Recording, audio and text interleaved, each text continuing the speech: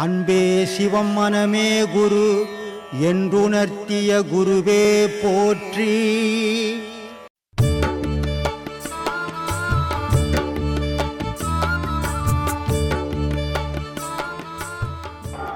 எல்லோருக்கும் ஆத்மா வணக்கம். உலகத்தில் இருக்கிற குரு பிரம்மஸ்ரீ நித்யானந்த ஐயா சீடர்களுக்கும் எல்லோருக்கும் ஆத்மா வணக்கம்.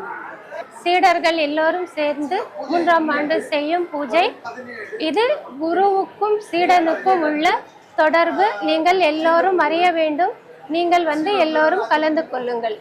அனைவருக்கும் ஆத்மா வணக்கம். ஸ்ரீபெரும்புத்தூர்ல மே 17ஆம் தேதி நடக்குது. உலகத்தில் உள்ள அனைத்து ஐயாவோட சீடர்களும் விழாவை சிறப்பித்து கொடுக்குமாறு அன்போடு கேட்டுக்கொள்கிறேன். அனைவருக்கும் ஆத்மா வணக்கம். தீய எண்ணங்களை ஒழிக்க நல்ல மனிதனாக வாழ நம் குருநாதரை போல இருக்க வேண்டும். 3ஆம் ஆண்டு குரு பூஜை அன்று தீய எண்ணங்களை அழிக்க வாரீர் வாரீர். எல்லாருக்கும் ஆத்மா வணக்கம். தீய எண்ணங்களை அழிக்க நல்ல மனிதனாக வாழ்வை காட்டிய குருவுக்கு 3ஆம் ஆண்டு குரு பூஜை விழாவுக்கு வருக வருக என்று வரவேற்கிறோம். அனைவருக்கும் ஆத்மா வணக்கம். தனக்குள்ள ஆன்மாவை சுட்டிக்காட்டிய குருவுக்கு 3ஆம் ஆண்டு குரு பூஜை. அன்புள்ளம் கொண்ட சீடர்கள் அனைவரும் கலந்து கொள்ள வாரீர் வாரீர்.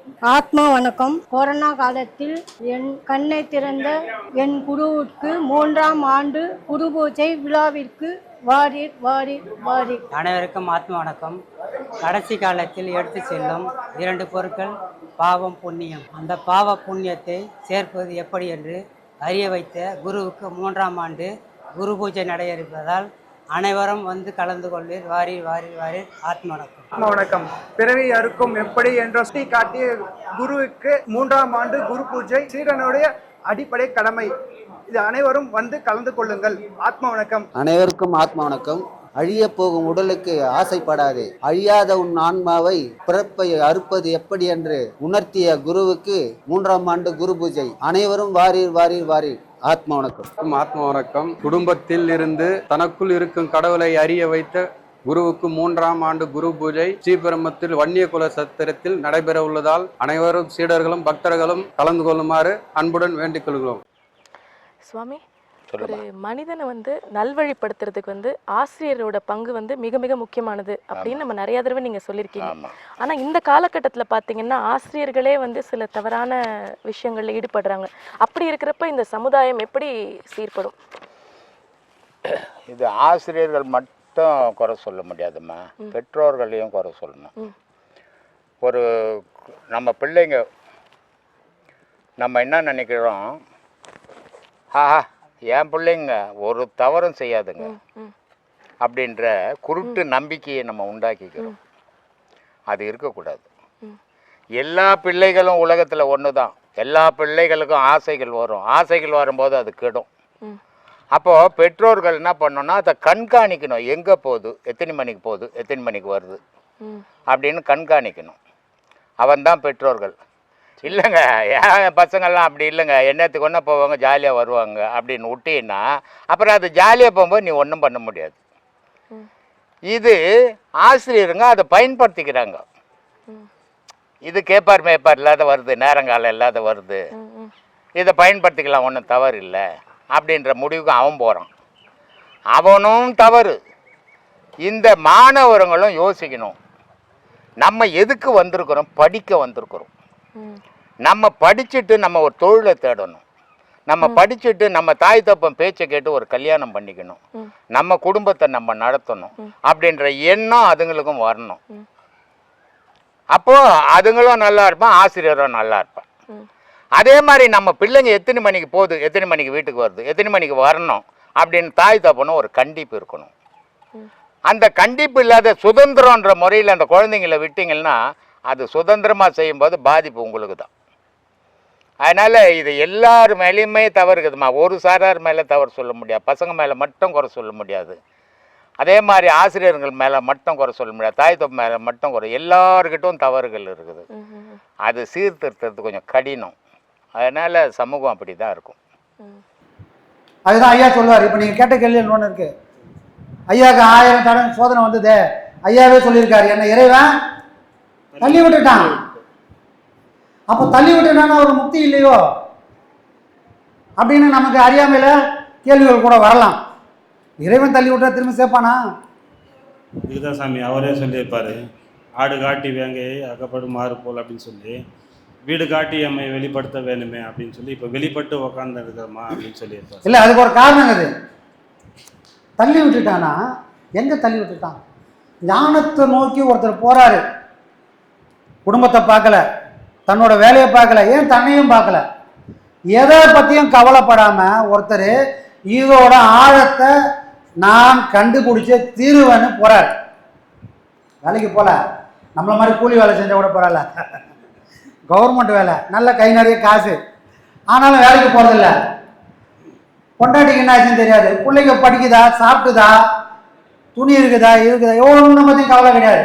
ஆனால் நான் இதில் காலை வச்சுட்டேன், இதோட ஆழத்தை அடையணும்னு சொன்னால் இது எல்லாமே எனக்கு தடையாயிடும். இதற்காக நான் தீனி போட போனேன்னா அவன் இறைவன் கொடுக்கக்கூடிய தீனியை என்னால் சுவைக்க முடியாத போயிடன்னு யாரை பற்றியும் கவலைப்படாமல் இதோட ஆழத்தை நோக்கி போன ஒருத்தரை இறைவன் தள்ளி விட்டாரு. ஐயா சொல்கிறாரு, இது எந்த வகையில் சாமி நல்லது சரியாக இருக்கும்? அப்போது இவ்வளோ வேட்கையோடு போன ஒருத்தரையே இறைவன் தள்ளி விட்டுட்டானா நம்ம கதியெல்லாம் என்ன சாமி ஆகுது? நமக்கு அவ்வளோ வைராகியம் இல்லையே, நம்மளை தள்ளி கூட விட மாட்டான் போலகுத, எட்டி வதிப்பான் போலகுத. எம்மனை எட்டி வச்சுவாங்க, நம்மளை எட்டி வச்சு எவ்வளோ நேரம் ஆகிருக்கும்? அப்போ நமக்கெல்லாம் என்ன பண்ணுறது? அப்போ நம்ம போகிற பார்த்தா சரிதானா தவறா, இதில் ஒரு அடைய முடியுமா முடியாத நமக்கே டவுட் வரலாம். ஆனால் ஐயாவுடைய ஒரு சொல்லுலையும் 1000 விஷயங்கள் இருக்குன்னு அப்பப்போ சொல்கிறதுக்கு காரணமே அதுதான். தள்ளி விட்டுட்டாங்க. எதுக்காக தள்ளி விட்டாங்கன்னா அவர் உச்சத்தை அடைகிறாரு. ஞானத்தில் 4 படிநிலையை மகான்கள் வச்சுருக்காங்க. சித்தனாக இருந்தாலும், நீ புத்தனாக இருந்தாலும், ஞானியாக இருந்தாலும், மகானாக இருந்தாலும் அந்த உச்சத்தை தொட்டுட்டாங்கன்னா இந்த 4 படிநிலையில் ஏதோ ஒரு படிநிலையில் அவங்க போய் சேருவாங்க. அந்த 4 படிநிலை என்னென்ன படிநிலை? நாளைக்கு இந்த கூட்டத்தில் இருக்கிற நமக்கு யாருக்காவது அப்படி ஒரு நிலை வந்தால் கூட இந்த 4 படிநிலையில் ஏதோ ஒரு படிநிலையில் நமக்கும் ஒரு இடம் கிடைக்கும். அது என்ன சாமி படிநிலை சொன்னால் நல்லா இருக்குமே. எனக்கு ஐயாவோட கேள்வி அந்த தன்னதுக்கான பதில் இதில் தான் இருக்குது. சாரூபம், சாமீபம், அடுத்தது சாயுச்சம்.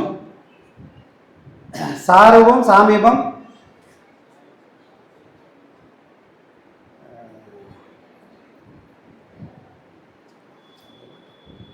சாயுச்சம், 4 படிநிலை இருக்குது. இந்த 4 படிநிலையில் ஏதோ ஒரு படிநிலையில் ஒரு ஞானத்தை அடைய முடியும். இப்போ ஒரு ஆழ்வார் ஒருத்தர் பாட்டு பாடுறாரு. அவர் என்ன பண்ணுறாங்க? ஆழ்வார்னா யார்? பெருமாளை வணங்குறவங்க. பெருமாள் எங்கே இருப்பார்? வைகுண்டத்தில் இருப்பார். அப்போ அவரை கூப்பிட்றாங்க, அப்பா நீ நீ இறைவனுக்கு செஞ்ச தொண்டுக்கு பலனா உனக்கு வைகுண்டத்துக்கு போகிறதுக்கான வாய்ப்புகள் கிடைக்குது, வரையா அப்படின்னு அவர் கூப்பிட்றாங்க. அப்போ அவர் சொல்கிறாரு, அங்கெல்லாம் நான் வரமாட்டேன். எங்கே கூப்பிட்றாங்க அவரை? காலம் ஃபுல்லாக அதுக்கு தான் எல்லாம் கஷ்டப்படுறாங்க, அங்கே தான் கூப்பிட்றாங்க. ஆனால் அங்கெல்லாம் வர்றதுக்கு எனக்கு இஷ்டம் இல்லை.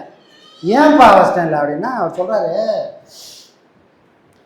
பச்சை மாமலை போல் மேனி பவளவாய் கமல செங்கல் அச்சுதா அமரர் ஏரே இச்சுவை தவிர யான் போய் இந்திர லோகமாலும் அச்சுவை பெறினும் வேண்டேன் அரங்கமா நகரில் உலாவேன். அப்பா எனக்கு ஸ்ரீரங்கத்தை விட பெரிய வைகுண்டம் ஒன்றும் இல்லை.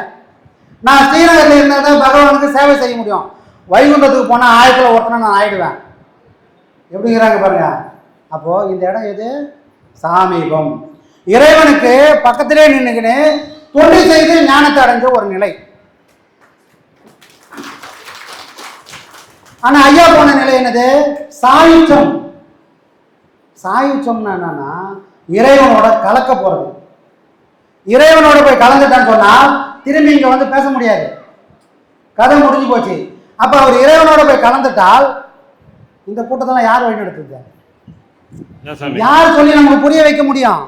சாமி அதனால தான் திரும்பி வர மாட்டாருன்ற தைரியத்தில் தான் நாங்களாம் உலாவிங்க.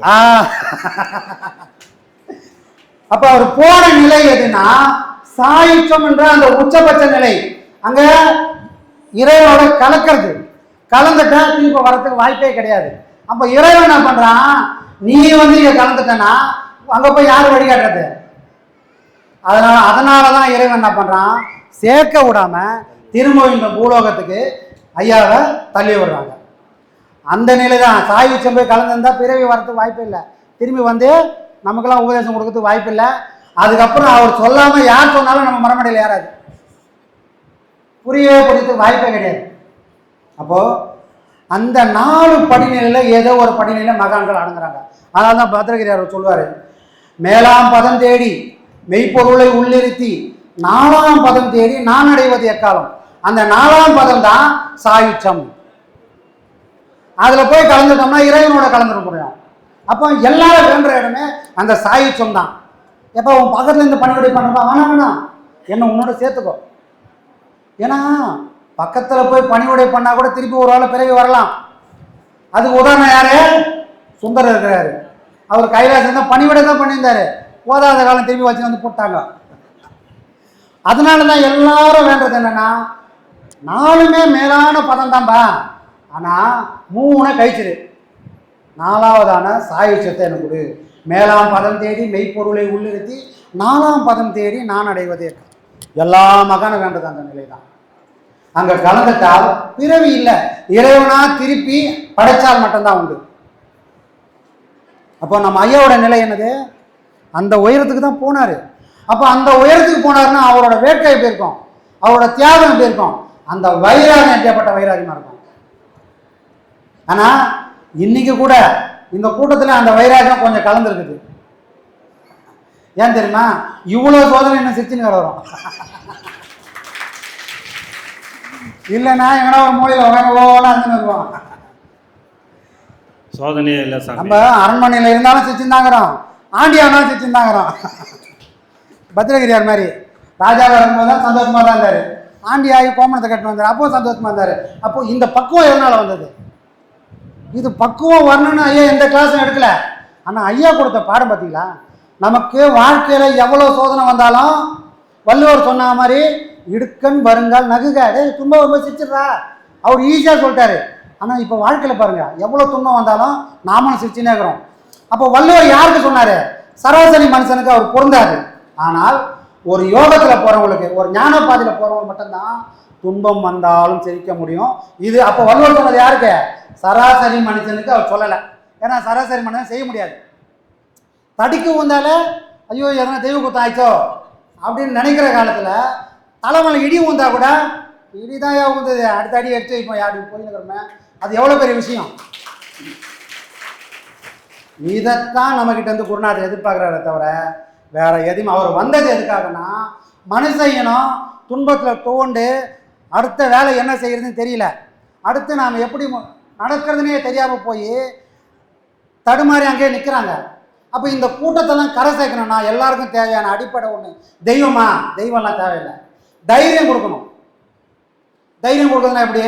எல்லாரும் வீட்டுக்காரன் தட்டி கஷ்டப்படும் போதெல்லாம் போய் அவனுக்கு தைரியம் சொல்கிறதா அப்படின்னா இல்லை. இந்த கஷ்டத்துக்கு நம்ம போய் தைரியம் சொல்ல முடியும், சரி அந்த கஷ்டம் உன்னால் தீர்ந்துடும், அடுத்த அடி விடுமே. அப்போ நீ டெய்லி நம்ம போஸ்ட் பண்ணால் நீ போய் வந்துட முடியாது. எல்லாத்துக்கும் ஒரே மருந்து தான், பாடத்தை பண்ணு. ஐயாவோட நீ எங்கே சுற்றினாலும் ஐயா முதல்ல லாஸ்ட்டாக சொல்லக்கூடியும், பாடத்தை பண்ணு, எல்லா கேள்விக்கும் பதில் அது தானாக கிடைக்கும். அப்போது ஐயா யாரு, பாடம் யாருன்னா ஐயா தான் பாடம், பாடம் தான் ஐயா. அதனால தான் இன்னைக்கு பாடம் பண்ணுற நம்ம எல்லாரும் ஐயா அங்கே இருக்கிறாரு இங்கே இருக்கிறாருன்னு யாருக்கும் அந்த நினைப்பே இல்லை. ஏன்னா ஐயா நமக்குள்ளே தான் இருக்கார்.